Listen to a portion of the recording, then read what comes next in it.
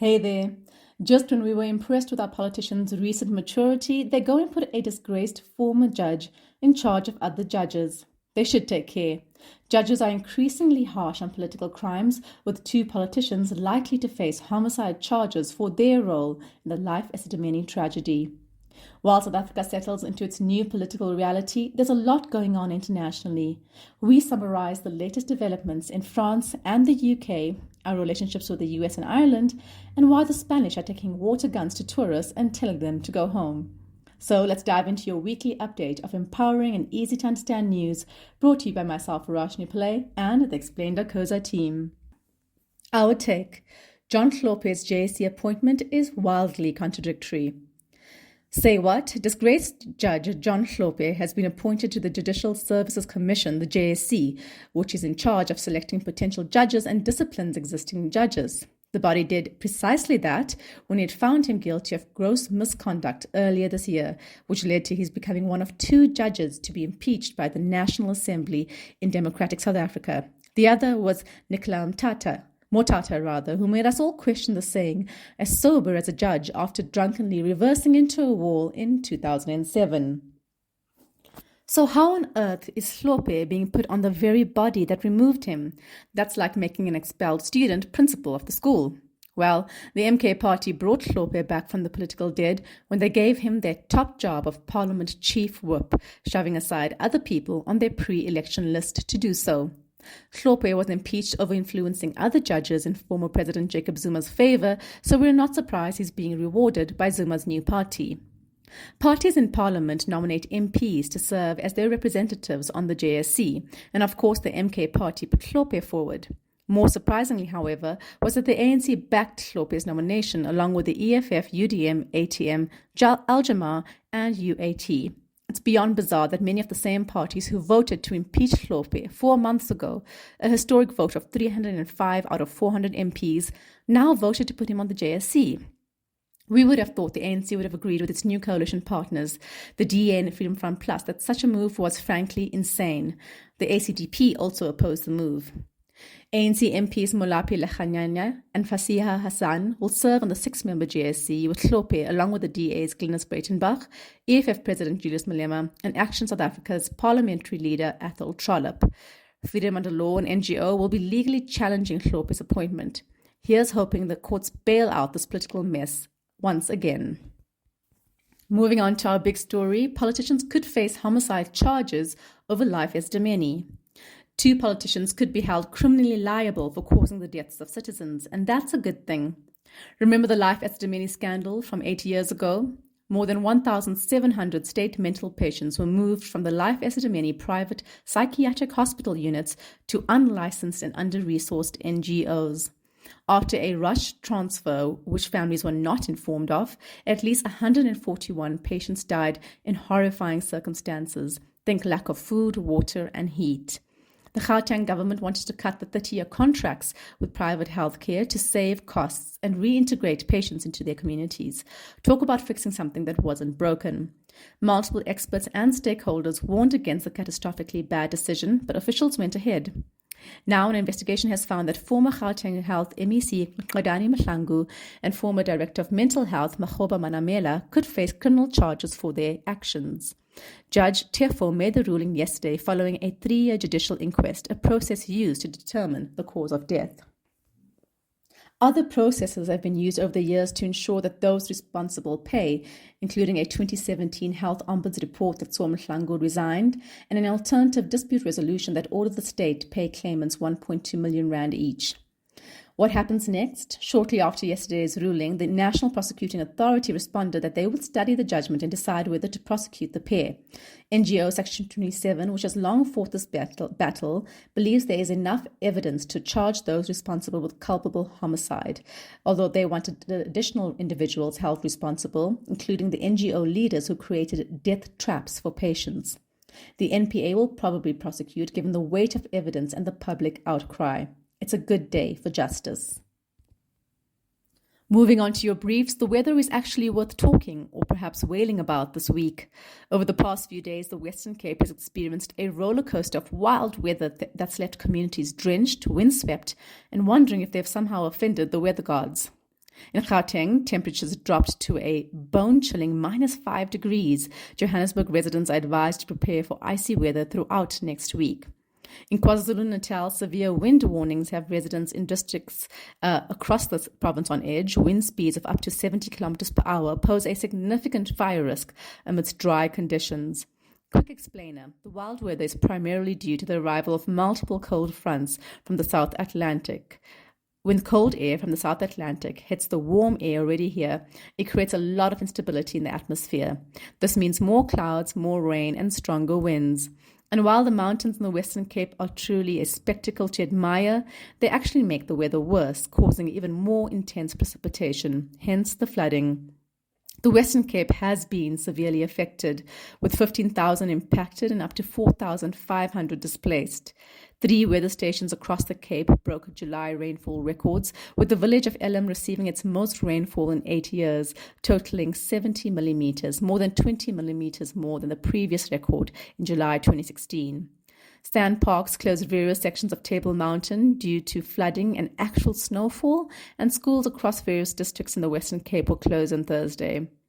Now brace yourself, because the South African Weather Service is predicting more cold fronts heading our way. More cold fronts are expected across the country this weekend and heading into next week. Plus a level 8 weather warning, the highest is 10, for disruptive rain leading to flooding and possible mudslides is still in place for the Western Cape. So stay safe out there. On to some international news. The US Congress has decided that it's time to have the talk with South Africa about our relationship. The House has passed legislation that would require a report to Congress on whether South Africa has engaged in activities that undermine United States national security or foreign policy interests. The bill was prompted by growing concerns about South Africa cozying up to what Uncle Sam sees as the wrong crowd, including Palestine, China, and Russia. If the bill passes, South Africa could face economic repercussions. The bill demands a thorough review of how the US and South Africa do business together, from trade deals to economic partnerships. That kind of uncertainty can rattle trade flows and investments between the two countries. South Africa is the largest beneficiary of the African Growth and Opportunity Act, or AGOA, which grants duty-free access to the US market for thousands of goods. In 2022, South Africa exported goods worth approximately 65 billion rand to the US, making it the largest US trade partner in Africa. But we are not too worried, to be honest. Despite the drama, it's uncertain whether these amendments will become law. The Senate, which is controlled by the Democratic Party and tends to be more forgiving towards South Africa, might block them. And even if they pass, President Biden could veto them. He should, as what this bill amounts to is a crude attempt to punish South Africa for its perceived drift out of the Western orbit at a time when Western powers seem weaker than ever, especially in Africa. This has been an ongoing issue, basically pretty much since the end of apartheid. The bill's chief proponent, Republican John James, has talked a big game, saying the ANC of today is no longer the party of Mandela. But Mandela was outspoken against US foreign policy and was roundly criticized even back then for his support for Cuba, Venezuela, and Palestine, historically seen as enemies of the US hegemony. The fact is that South Africa's alignment with the growing BRICS group of nations is important to our future as the West's hold globally slips. While South Africa should be held accountable for backing dodgy leaders, we can't be punished for making other legitimate decisions that protect our interests in a rapidly changing world. Sanctioning South Africa would firmly drive it, and very likely even more African countries, into the arms of China, among others. It's a lose-lose situation. Moving on, is Eskom and South Africa finally seeing the light at the end of the load-shedding tunnel? Eskom, South Africa's beleaguered state-owned power utility, is in the news again in a mixed bag of financial news and nuclear dreams. The company, under new management since Andre de Ruyter's departure in December 2022, has reduced its year-on-year losses, yet the amount it's bleeding is still significant, 15 billion rand for the 2024 financial year. That's mostly thanks to a whopping 33 billion rand spent on diesel to keep the lights on. It may have given us 100 days without load shedding for the first time in 3 years, but it cost a pretty penny. But it appears Eskom's new strategy is yielding better results. The 15 billion rand loss is better than the 23.9 billion rand loss recorded the previous year, though we'd prefer no losses at all, to be honest. So would CEO Dan Marokane, it seems, who is gunning for no losses at all and actually making money instead. He believes that ending electricity blackouts could lead to profitability next year for the first time since 2016. In an interview with the UK's Financial Times last week, Marokane said, "We saw record uses of diesel last year, hence record losses. But we've really cut down on diesel, so we should see a substantial financial improvement this year. If we maintain our trajectory, there's no reason we shouldn't even see a profit." Meanwhile, in an ambitious move to secure South Africa's energy future, Electricity and Energy Minister Hlophe is also pursuing a new 2,500 megawatt nuclear power plant. This project, which he aims to get approved by the Treasury next month, is part of a broader plan to ensure economic recovery. Hlophe said, "There's the latest nuclear technology that is very rapid to deploy, relatively cheaper and more efficient. If approved, the new nuclear plant would be larger than Coburg, South Africa's only existing nuclear facility. The project aims to use rapid deploy, cost-effective technology, with Taspint near Jeffreys Bay being a potential site. This follows the collapse of the controversial 200 billion rand car power ship deal, which faced numerous delays and legal challenges. We've got to say, it's looking up for South Africa's energy future, and it's about time too." Meanwhile, water gun-wielding protesters tell Barcelona tourists to go home. Imagine this. It's a lovely afternoon in your Barcelona vacay. You're dining al fresco when all of a sudden you get a squirt of water to the face and are told to go home. Thousands of Spanish protesters confronted tourists on Saturday, protesting against a housing shortage and high cost of living. Barcelona saw 12 million tourists in 2023 alone. Barcelona Mayor Joan Colboni announced plans in June to ban short-term rentals in the city from November 2028 in an effort to ease the city's housing crisis. The move would see 10,000 apartments currently listed on platforms like Airbnb return to the housing market. It's a problem plaguing residents in some of the world's most picturesque places who want a problematic global tourism model addressed. In 2023, the city of Amsterdam released a whole ad asking men aged 18 to 35 from the United Kingdom to stay away. In April, 56,000 people protested in the Canary Islands against what they have called an unsustainable tourism model backed by environmental groups including Greenpeace and WWF. In 2023, there were almost 14 million people that visited the island, vastly outnumbering its population of 2.2 million people. Even residents of the party islands of Mallorca and Ibiza protested in May against the housing crisis. So no, Venga boys, we are not going to Ibiza. Here in South Africa, tourism is rightly celebrated for job creation, but in places like the Western Cape, it can have a negative impact on the housing market as well.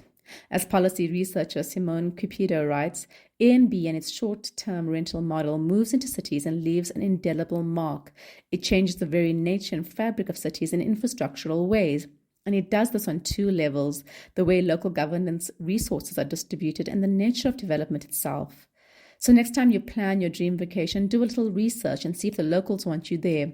For every place where tourists are not welcome, rightly so, there are two others that will welcome you. Meanwhile, Ireland drops visa-free travel for South Africans, and we have so many questions. Was it something we said after that rugby game? Ireland announced the end of visa-free travel for South Africa and Botswana on Tuesday, making it effective from the very next day. The why behind the buy? The Republic of Ireland is one of only 2 European Union members that do not follow the Schengen system. South Africans need visas to enter any other Schengen area, which has 29 borderless European countries. So Ireland may just be playing catch-up and not, in fact, exacting rugby-related revenge. Besides the Schengen issue, Irish Ambassador to South Africa, Austin Gormley, also mentioned effective immigration controls. Translation: there have been more asylum applications from travellers with South African passports, including individuals from Zimbabwe and the Democratic Republic of the Congo, than Ireland is comfortable with. This year alone, Ireland has received 198 asylum applications from South African passport holders. There are transitional arrangements in place for those who have already made travel arrangements. They have until 9th of August 2024 to enjoy visa-free travel, after which you'll need to join the queue. With a sudden need for visas, Ireland has established a South African desk in Dublin and will open 3 new visa processing centres in South Africa managed by VFS Global, who does a lot of the other Schengen territory visas. Ambassador Gormley was quick to clarify that this move was not a snub. He said, Ireland enjoys very strong bonds with South Africa and friendship. Please be assured that the warm Irish welcome will continue to be there, he emphasised. So while we might have to jump through more hoops to get to Ireland, at least the Guinness will be waiting for us when we get there. Meanwhile, in a GNU show of collaboration, South Africa's International Relations Minister, Ronald Lamola, and his counterpart in Home Affairs, Leon Schreiber, are already tackling the issue with the Irish government. Hopefully we'll get our payback on the rugby field this Saturday by beating Ireland again, just like we did last week. And over in Singapore, creepy crawlies are on the menu. The Singapore Food Agency approved 16 species of insects in different stages of growth for human consumption. These include certain kinds of crickets, grasshoppers, moths and their larvae, silkworms and honeybees at specific stages of growth. Singaporean restaurants are already experimenting with the bugs as food, garnishing sushi with silkworms and meatballs topped with worms. Yum, we guess? But can entomophagy, I don't know if I pronounced that right, but it's called the eating of insects, be the hero we need to save the world? The United Nations certainly thinks so. In 2015, the UN's Food and Agricultural Organization made a compelling case for bug consumption to combat food insecurity. They also highlighted the role of this practice in promoting sustainable farming practices. They said insects feed on bio-waste using significantly less water than livestock and can be farmed more easily. And while it may seem unappealing to some, bug consumption is a long-standing tradition in many cultures. Here in Mzansi, mopani worms, a type of caterpillar, are a delicacy that provides abundant, affordable and nutritious protein for many in Limpopo. And in the summer months, flying ants are regularly collected and eaten in KwaZulu-Natal and other coastal areas. Edible stink bugs have been a staple in the diets of people in South Africa, Malawi and Zimbabwe for generations, serving as an essential source of protein, vitamins and microelements. Of course, like everything else in the world, politics has entered the fray. The Dutch, Polish, Italian, and even American far right have objected to bug eating, spreading misinformation that they attribute to the World Economic Forum and mysterious global elites who will force the general populace to eat bugs. In Italy, a member of Italy's ruling far-right Brothers of Italy party described bug eating as bordering on madness. Blah. People have been doing this for centuries, and it's better for the planet. So, would you rather munch down on a mopani worm or have a mealworm pancake? Finally, it's time for an update on two important European elections. We told you last week that it looked like the French electorate were ready to hand victory to the far right after the first round of the National Assembly elections. Well, we were wrong, and happily so. The second round of voting revealed an unexpected surprise, a victory for the leftist New Popular Front.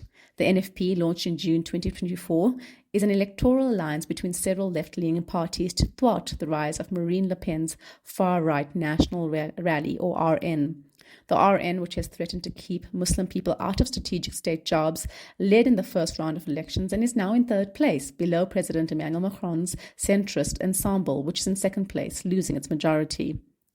Macron's party lost control of parliament after he dissolved the National Assembly and called for a snap election last month because of his party's massive loss to the RN in the European Parliament, a separate political system, but one that illustrates local political trends. What Macron, a centrist, was not batting on, however, is how left the electorate would go to stop the rise of fascism in France when the first round revealed the rise of the right. We love to see it. With no party securing a majority, a hung parliament is the result. What does this mean? The three dominant parties will have to engage in negotiations to form a government. Sounds familiar? This NFP is in the lead with 182 seats, Ensemble, Macron's party, is second with 168 seats, and RN is in third place with 143 seats. The NFP is poised to lead the negotiations. It's going to be an interesting few weeks. Meanwhile, the United Kingdom has a new Prime Minister.